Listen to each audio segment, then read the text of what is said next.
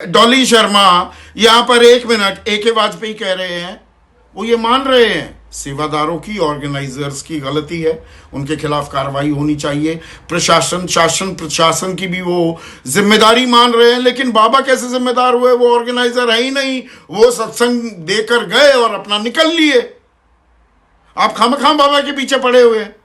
जी देखिए ये छोटी बात नहीं है संदीप जी, ये बहुत बड़ी बात है। 121 लोगों की मौत और 35 लोगों का घायल होना। मैं कल खुद हाथरस में थी, खुद अलीगढ़ में थी जब राहुल जी वहां गए, और हमने सुनी उन परिवारों की पीड़ा कि किस तरीके से छोटे बच्चे कुचले गए, किस तरीके से माताएं बड़े बुजुर्ग कुचले गए। खुद मेरे गाजियाबाद के क्षेत्र से कई महिलाएं थी जो गई, जो वहां से जिंदा वापस नहीं लौटी। तो ये एक छोटी बात नहीं है, प्रशासनिक फेलियर तो ये है ही है। लेकिन इसके साथ साथ मैं ये कहना चाहती हूँ कि वो व्यक्ति जो जाते जाते कह रहा था कि चरणों की धूल, मेरे चरणों की धूल ले लेना, और उसके बाद वहां जो भगदड़ मची, 3 लाख लोग वहां पहुंचे जबकि परमिशन 80,000 की थी। वो सारे लोग A to Z इसमें संलिप्त है और उनके खिलाफ कार्रवाई होनी चाहिए।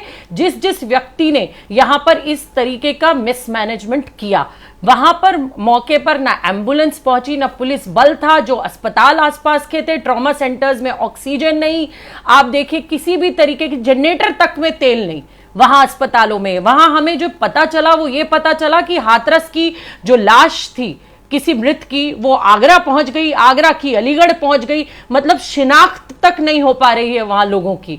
ये हाल जो हमने कल अस्पतालों में लाशों का ढेर देखा संदीप जी, ये बेहद दुखद है। इसमें किसी को बचाना या ये कहना कि ये संलिप्त है, ये नहीं है, मैं कहती हूं चाहे कोई भी है, बचाना कोई नहीं चाहिए, कोई पर सेवादार हो, कोई जो भी अपने प्रारंभिक 4 वाक्य बोले अपने जवाब के, उसमें क्या मुझे राजनीति की बू नहीं आती कि राहुल गांधी वहां गए और मैं भी गई, और मेरे इलाके गाजियाबाद की भी महिलाओं की मौत हुई है, केरल में भी स्टैम्पीड हुई थी, वहां भी भक्तजनों की मृत्यु हुई थी। ये इसको राजनीतिक चश्मा पहनाना कितना जायज है? मैं बिल्कुल सीधा सवाल पूछ रहा हूं आपसे। नहीं संदीप जी, मैं बिल्कुल राजनीतिक रूप नहीं दे रही, मैं आपको सिर्फ इतना बता रही हूं कि मैंने वहां जाकर खुद पीड़ा सुनी है, मैंने उनका दर्द देखा है, उनके आंसू मैंने देखे हैं कि किस तरीके से फपक के महिलाएं रो रही थी। और वो बता रही थी एक बच्ची भी कि मेरी बहन पढ़ने में इतनी अच्छी थी, हर किताब में उसके पैसे निकलते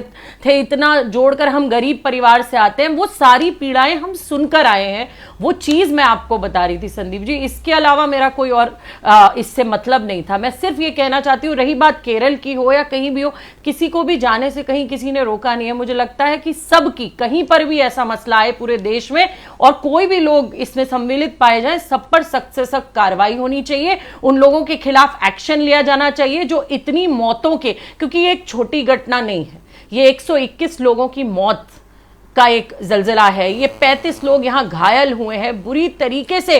जैसे ही घड़ी का काटा दोपहर 2:30 पे आए, बबीता जी का दिल सास बहू साजिश के लिए मचल जाए।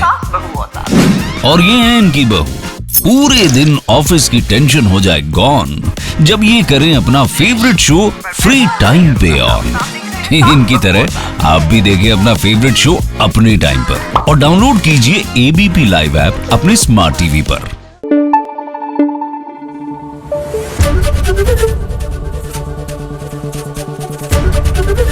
ABP न्यूज आपको रखे आगे।